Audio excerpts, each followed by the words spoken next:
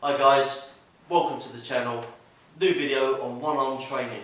We're going to be looking at a slightly different one with my old mate Chrissy Poos.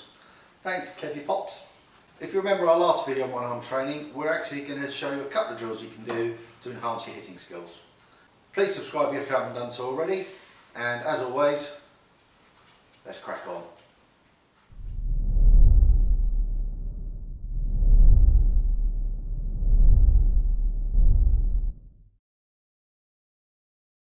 We did a video on using the cane with one arm where we were protecting somebody behind us.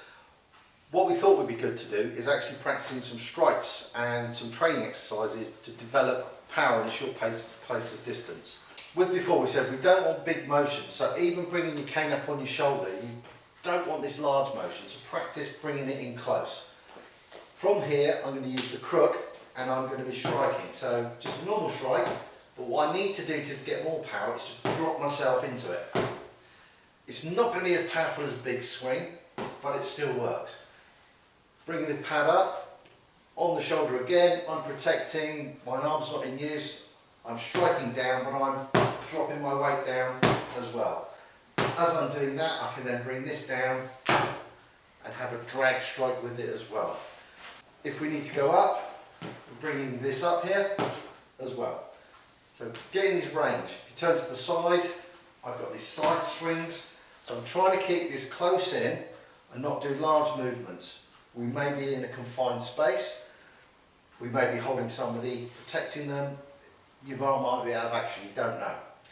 We do it with a small pad so you get a bit more concentrated power, so a smaller target, you're getting a bit more accuracy in your strikes, bring it down, and these short jabs, because that's where your target's not going to be. It's very unlikely he's going to be this far away at this point. If he's that far away, you can start resorting to your big swings to disable them. So with these strikes, I know already in the comment section everyone's going to go, that's not going to give you much power. Watch this. We've got down, got one finger.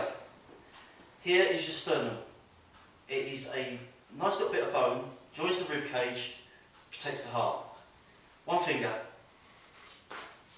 Okay? These strikes are meant to hit bony provenance. You've got your clavicle, collarbone, runs here. Your sternum runs here. Your solar plexus is here, just below the zippy sternum. These strikes are meant to hit these vulnerable areas, so you won't need as much power.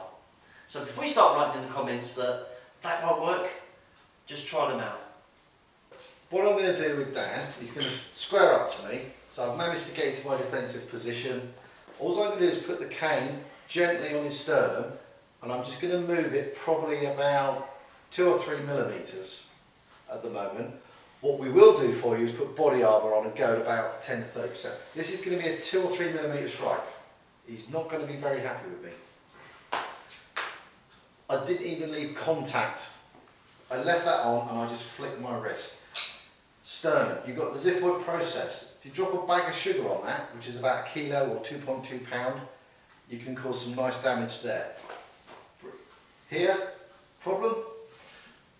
Annoying you? It's annoying. If I bring it down and just... Yeah. That was, again, I'm just placing the cane on and just tensioning my hand and flexing my wrist. I'm not doing a strike. So these would be bringing down and dragging across the same point as well. All those of you that rode a motorbike, when people come off, they tend to put their hand down and they'll get a wrist fracture and a collarbone fracture. You get that force driving up your arm, and to protect your neck, the force explodes out your collarbone. It's very good at doing that, but it's very easy to break. It's not designed to take force that way. It's like a circuit breaker in your arm for that. So these small strikes here will cause a lot of damage on that one. These small pokes in these vulnerable points will cause a lot of damage. Even just gently striking the nose or on the chin, and these very small side swipes to the side of the jaw will cause enough problems to get them away and give you distance to put in your big strikes and your vulnerable spots. If you haven't read the Bubushi, it is a long read, but there's a good section on vulnerable points in there and target areas, and you'll look at the body and go, oh, I'm going to hit you there. I'm not, he's giving me that look. What I've got here is one of our trusty exercise bands. If you want to get a bit of strength training built up, just hook the crook into the band handles, band on the floor, lift it up, and this is, even though this is like the second weakest band that we've got, there's a lot of leverage and force on there, so you can practice moving. My object here is to keep this cane attached to my shoulder, so I can get some strength development up on all the angles just by placing that there. If you've got a training partner with a handy cane, right, Kev's using a mini cane here because he might hit his knees and then I'll have the next 3 weeks having to hear about it. Kev's going to put the cane on his shoulder like we've been doing. I'm going to hook my cane in there. Whichever movement he does, I'm going to offer some resistance. I'm not going to put everything into it. It's just a way of developing some dynamic tension. So as he moves, I'm just offering a little bit of resistance.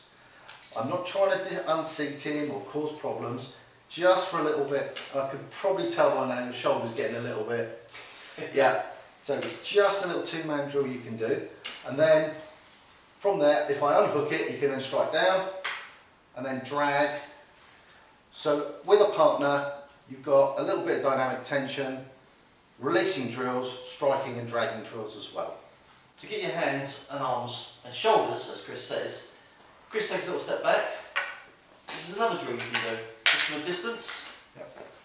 And just practice little circles to start with, pushing back and forward. This just gets you in the mode to go start flowing and realise the energy that your opponent is giving you, you can then suddenly give back. Yeah.